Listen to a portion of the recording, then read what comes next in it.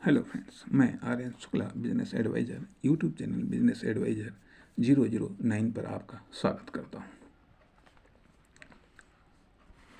आज हम बात करेंगे बिजनेस के दुश्मन, एनिमी ऑफ बिजनेस।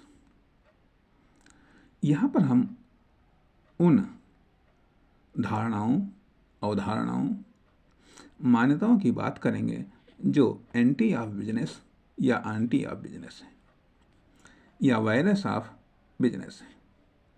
कोई तर्क से, कोई कुतर्क से, कोई सलाह से, कोई एग्जाम्पल से आपको या आपके बिजनेस को नष्ट कर सकता है या प्रयास कर सकता है या करता है।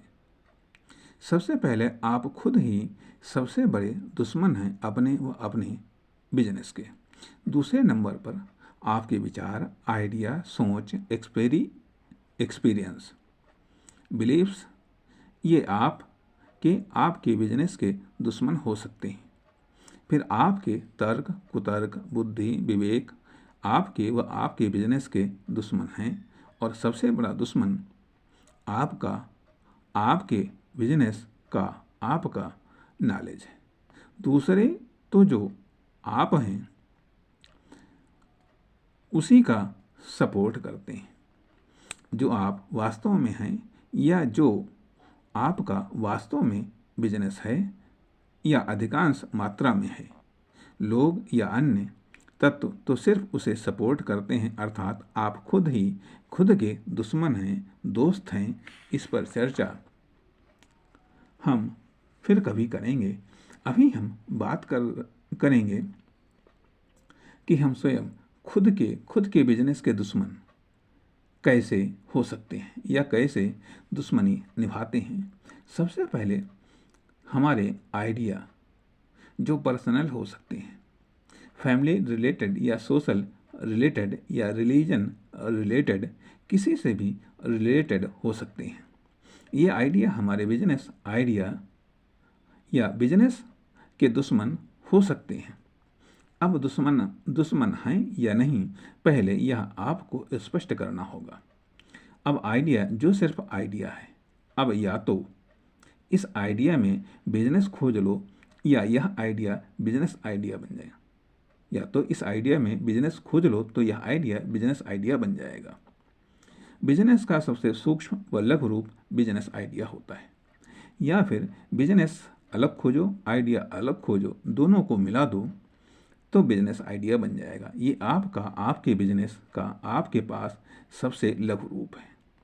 अब वो सभी आइडिया जो इस बिजनेस आइडिया को नष्ट करते हैं या प्रयास करते हैं, भले ही वह किसी भी फील्ड से रिलेटेड हों, दुश्मन हैं बिजनेस के। तो इस बिजनेस आइडिया को या तो सपोर्टिंग आइडिया से मजबूत कीजिए या फिर इस बिजनेस आइडिया पर कुछ इन्वेस्टमेंट कर डालिए। लेकिन पहले इस बिजनेस आइडिया को फाइनल कर लीजिए, मजबूत कर लीजिए, तभी दूसरे माध्यम में इसे लाइए। अर्थात पहले बिजनेस आइडिया को पालिए जहां इसने जन्म लिया है, अर्थात माइंड में। अर्थात बिजनेस आइडिया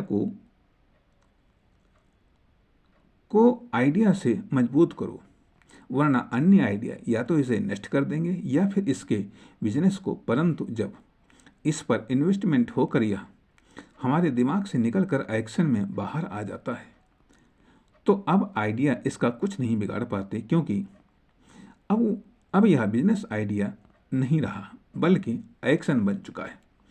तो इस एक्शन को बुद्धि और तर्क की कसौटी पर कसिए, परंतु इतनी जोर से मत कसना कि इस बिजनेस एक्शन की प्राण पखेरु उड़ जाएं।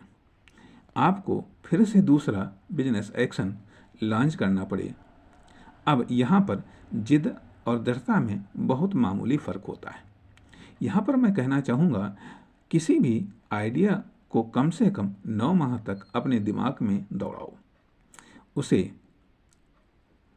पालिए, पोसिए, मजबूत बनाइए, तब आइडिया के रूप में एक्शन लें। यदि इस आइडिया में बिजनेस जोड़ते हैं या वह आइडिया बिजनेस आइडिया बन चुका है तो इसे भी कम से कम 9 माह तक अपने दिमाग में दौड़ाइए। सेहत बनाइए, तब बिजनेस आइडिया का बिजनेस एक्शन लीजिए। एक्शन लेने के बाद कम से कम 9 माह तक कोई भी बड़ा बिजनेस एक्शन या बिजनेस में एक्शन न लें। सख्ती से पालन करें इस नियम को, वरना लॉस हो सकता है। उन छोटे छोटे बिजनेस एक्शन या बिजनेस में एक्शन लीजिएगा जिन्हें आप लेने से खुद को रोक नहीं पा रहे हैं। इसके विपरीत होता क्या है? आइडिया आया, फिर वह यदि बिजनेस आइडिया बन गया तो नंबर 1, या तो उसे पर्याप्त टाइम नहीं देता बिजनेस आइडिया के रूप में विकसित होने का, या फिर इतना ज़्यादा समय दे देते हैं कि वह बिजनेस आइडिया दिमाग में ही दम तोड़ देता है। अतः अविकसित बिजनेस आइडिया, बिजनेस एक्शन खुद ही स्वयं के बिजनेस का दुश्मन हो जाता है या बन जाता है। या फिर अपंग आइडिया या बिजनेस आइडिया या बिजनेस एक्शन वह ग्रोथ नहीं कर पाता है जिस ग्रोथ की उससे अपेक्षा की जाती है। परिणाम, हम समझने लगते हैं कि बिजनेस खराब, जबकि उसका अधूरा विकास ही उसका दुश्मन बन गया है।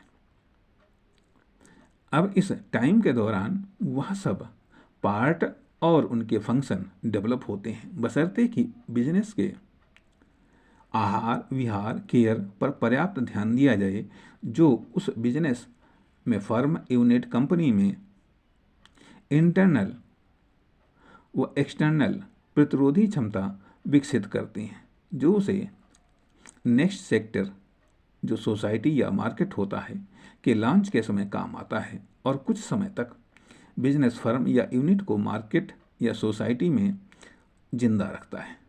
इसका टाइम 9 साल तक होता है, जो 1 साल के 9 सेक्टरों में डिवाइड होता है।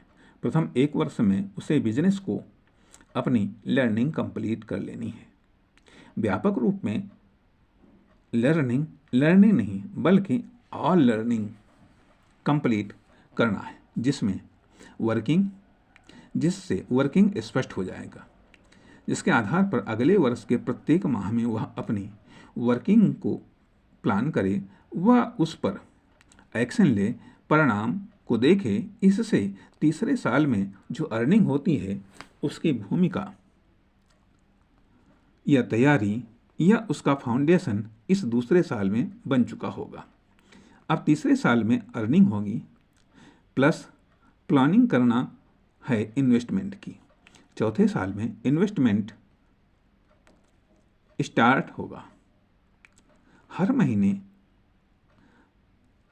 चौथे साल में इन्वेस्टमेंट स्टार्ट होगा हर महीने। 5वें साल में प्रत्येक माह में डेवलपमेंट दिखना चाहिए। 6ठे साल में नए बिजनेस में कदम रखना चाहिए। 7वें साल में पुराने बिजनेस को मजबूत करना चाहिए। 8वें साल में नए बिजनेस को बर्बाद कर देना चाहिए।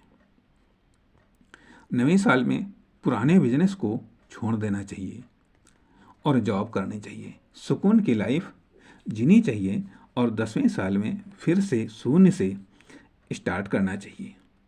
यह भी संभव है कि मेन वर्क से खुद को अलग कर लो। यह भी संभव है कि अपने ही बिजनेस में एक एम्प्लॉय बन जाओ या साधारण मामूली एम्प्लॉय बन जाओ। कभी हम खुद के बिजनेस के कभी हम खुद के बिजनेस के दुश्मन बन जाते हैं, और कभी हम खुद के बिजनेस के डेवलपमेंट के दुश्मन बन जाते हैं। अर्थात बिजनेस को भी खुद को भी आत्मनिर्भर बनने का मौका दो, अक्सर अवसर दो। आत्मनिर्भर बनने का मौका दो, अवसर दो। खुद के बिना बिजनेस को खड़ा होने का, इस्टेब्लिश होने का अवसर दो। आवश्यकताओं, डिमांड दो, और खुद का अस्तित्व अपने बिजनेस के बिना पहचानो। अर्थात बिजनेस के चक्कर में अपने चक्कर में बिजनेस की मौलिकता, स्पेशलिटी, मोनोपोली को खोने मत दो। उसे कायम रखो, न केवल कायम रखो बल्कि उसे विकसित होने का भी अवसर दो। कारण आप वर्कर नहीं हैं, वर्कर फॉर 24 आवर्स। आप उद्यमी हैं जो 1 घंटे में जीवन भर का वर्क करने की सामर्थ्य रखता है, और जीवन में शायद 700 जन्मों का वर्क करने की सामर्थ्य रखता है। इस पावर को जानना है और विकसित करने के लिए अवसर और सुविधा देना है, क्योंकि आप एक क्रिएटर हैं, न कि एक वर्कर। खुद को एक वर्कर मत बनाओ। जो वर्कर हैं उन्हें स्मार्ट बनाओ। ज़्यादा से ज़्यादा फर्म, कंपनी, दुकान, व्यवसाय चला जाएगा। ज़्यादा से ज़्यादा वर्क, कंपनी, दुकान, व्यवसाय चला जाएगा तो जाने दो, परंतु आपके अकॉर्डिंग ये जाए, लेकिन जाकर भी जा ना पाए ऐसा आपको करके या बनाकर रखना है, क्योंकि आप बेवकूफ़ नहीं हैं, बुद्धिमान हैं। और यह तरीका आपके द्वारा किया गया एक बेहतरीन इन्वेस्टमेंट है जो विद इंटरेस्ट प्रॉफिट वापस आए, या फिर अन्य विकल्पों को भी आजमाएं। इसलिए आत्मनिर्भरता की तरफ कदम बढ़ाएं, वरना आप बिजनेस के दुश्मन होंगे। बिजनेस आपका दुश्मन होगा। आप बिजनेस के दुश्मन इसलिए हैं कि अभी भी वह आपके सहारे चल रहा है, ग्रो कर रहा है, उसे आपकी ज़रूरत है। बिजनेस आपका दुश्मन इस प्रकार से है कि वह अभी भी आपसे आपकी सबसे कीमती चीज़ टाइम, हेल्थ, फोकस, अटेंशन ले रहा है, बदले में प्रॉफिट या इनकम दे रहा है। आखिर कितनी चाहिए इनकम और क्या करोगे? कहीं इनकम तो इनकम के दुश्मन नहीं बन जाती है, या इनकम ही तो कहीं बिजनेस की दुश्मन तो नहीं बन जाती है। आइए देखें कैसे। सबसे पहले हम जायज़, नैतिक व मौलिक तरीका खोजते हैं इनकम को पाने के लिए, या बढ़ाने के लिए, या कमी को पूरा करने के लिए। परंतु फिर हम कई कारणों से, बहानों से, गैर मौलिक तरीकों से, नाजायज़ व अनैतिक तरीकों से इनकम को प्राप्त करने लगते हैं, बढ़ाने लगते हैं इनकम को, या इनकम की कमी को पूरा करने लगते हैं। इस प्रकार से इनकम का लालच, या इनकम का आकर्षण, या इनकम के बेनिफिट न केवल हमें बल्कि हमारे बिजनेस को तो बर्बाद करते ही हैं, साथ ही साथ हमारे बिजनेस के सोर्स व रिसोर्स को भी दूषित करते हैं, प्रदूषित करते हैं, बर्बाद करते हैं, चेंज करते हैं, यहाँ तक कि समाप्त भी कर देते हैं। हम एक बार फिर से या तो दूसरे के नाजायज़ व अनैतिक तरीके की तरफ अग्रसर हो चलते हैं। धीरे धीरे हम व्यावसायिक रूप में डिफ़ाल्टर होते होते इकोनॉमिक डिफ़ाल्टर होते हैं, और फिर पर्सनल डिफ़ाल्टर होकर समाप्त हो जाते हैं। इसलिए सबसे प्रबल दुश्मन है इनकम और इनकम का आकर्षण, जिसका शिकार आम आदमी, आम बिजनेसमैन, आम बिजनेस फर्म या यूनिट या कंपनी, या फिर मिडिल क्लास होता है। अपर क्लास में जो फंसा वह बर्बाद हुआ, जबकि ऊपर क्लास में जो फंसा वह बर्बाद हुआ, जबकि अपर क्लास में ज़्यादातर वर्क के आकर्षण में फंसते हैं। न वर्क को छोड़ पाते हैं, न वर्क इन्हें छोड़ पाता है, न ये वर्क को छोड़ पाते हैं, न वर्क इन्हें छोड़ पाता है। परिणाम, इनकम गुलाम है वर्क की। परिणाम, इनकम इनके पीछे भागती है, ये वर्क के पीछे भागते हैं, वर्क सक्सेस के पीछे भागता है, सक्सेस रिजल्ट के पीछे भागती है, रिजल्ट इन्वेस्टमेंट के पीछे भागता है, इन्वेस्टमेंट मल्टीप्लाई इनकम को लेकर आ जाता है। अब मल्टीप्लाई इनकम इनको छोड़कर इनके इन्वेस्टमेंट के पीछे भागने लगती है। परिणाम, इनकम ऐसे लोगों को इनकम के ऐसे भंवर में फंसा देती है जहाँ पर इनकी अपनी पहचान खो जाती है और इनकम से जाने जाते हैं। इनकी अपनी प्रोडक्टिविटी भी न जाने कहाँ गुम हो जाती है। ऐसा लगता है जैसे इनकम खुद इनकम को जनरेट कर रहा है, क्रिएट कर रहा है। बिजनेस खुद खत्म हो गया। पैसा पैसे से पैदा हो रहा है, या पैसे से पैसा बनाओ, पैदा करो। बिजनेस तो दूसरे लोगों के लिए है, या मिडिल क्लास व्यक्ति, फर्म, कंपनी के लिए है। अपर क्लास के लिए तो पैसा शायद इसीलिए कैपिटल मार्केट डेवलप हो गई। काम नहीं करूँगा, मेरा काम मेरा पैसा करेगा, तुम्हारा काम तुम करो, या तुम्हारा बिजनेस फर्म यूनिट करे, हमें इस बात से मतलब नहीं, हमारा पैसा हमारे पास है, आओ और ले जाओ। परंतु ये बता कर जाओ कहाँ पैसा, कहाँ कैसे, कितना, कब वापस करोगे या कर सकोगे, या चलो कोई बात नहीं, काम तुम करो, पैसा मैं लगाता हूँ, जिससे फाइनली इनकम और बढ़ जाएगी, बेनिफिट बेनिफिट बांट लेंगे। परिणाम कैपिटल मार्केट अलग डेवलप हो गई, बिगेस्ट व बिगर रूप में। बिगेस्ट का उदाहरण जैसे शेयर मार्केट, बिगर का उदाहरण बैंक व पूंजीपति, और लेबर या मार्केटिंग या वर्किंग मार्केट दो भागों में डिवाइड हो गई। नंबर 1 वर्किंग यूनिट जैसे दुकान, फर्म, कंपनी आदि। वर्कर लोअर से लेकर हायर या टॉपर तक। परिणाम कैपिटल मार्केट से साधन संसाधन मार्केट डेवलप हुई। परिणाम कैपिटल मार्केट से साधन व संसाधन मार्केट डेवलप हुई तथा वर्किंग मार्केट से एजुकेशन, लर्निंग व ट्रेनिंग मार्केट डेवलप हुई। परिणाम दो प्रकार के एक्शन डेवलप हुए। नंबर 1 रिपीटेड एक्शन, नंबर 2 अनरिपीटेड या मौलिक या रिसर्च बेस्ड डेवलप एक्शन। जब ये सिंगल बेस्ड एक्शन जिनका उद्देश्य लाभ कमाना, इनकम को प्राप्त करना, जॉब कहलाए या पर्सनल एम्प्लॉयमेंट कहलाए, परंतु जब यह एक्शन सामूहिक रूप से हुए जिनका उद्देश्य लाभ कमाना या इनकम को प्राप्त करना, तो ये बिजनेस कहलाए। परिणाम अब डायरेक्ट इन्वेस्टमेंट होने लगा, बिजनेस टू कैपिटल मार्केट या कैपिटल मार्केट टू बिजनेस, दोनों एक दूसरे को डेवलप करने लगे।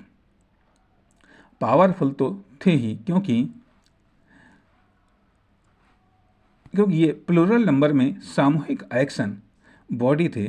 परिणाम सिंगल बॉडी लेबर व कैपिटल जो पैसा बनकर रह गया था, इसकी न तो मार्केट डेवलप हो पाई न ही मार्केटिंग हो पाई। परिणाम सिंगल बॉडी कैपिटल या पैसा व लेबर कभी कभार दुश्मन बन जाते हैं, या प्लूरल बॉडी कैपिटल या बिजनेस सिंगल बॉडी बिजनेस या कैपिटल या पैसा या रुपया या लेबर के दुश्मन बन जाते हैं।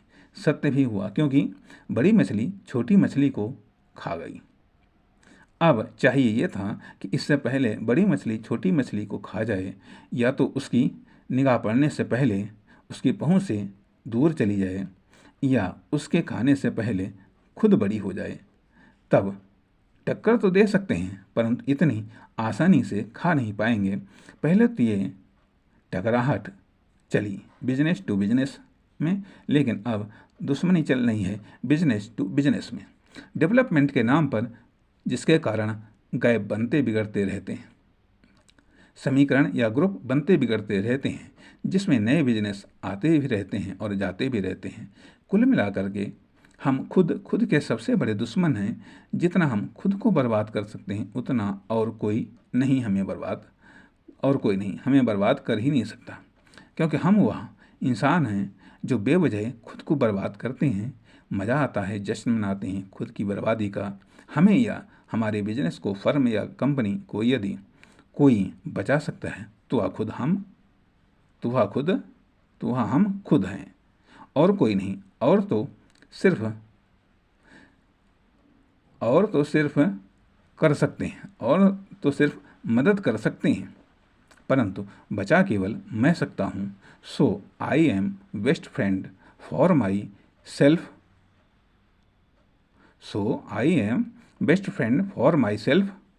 Books are my permanent friend.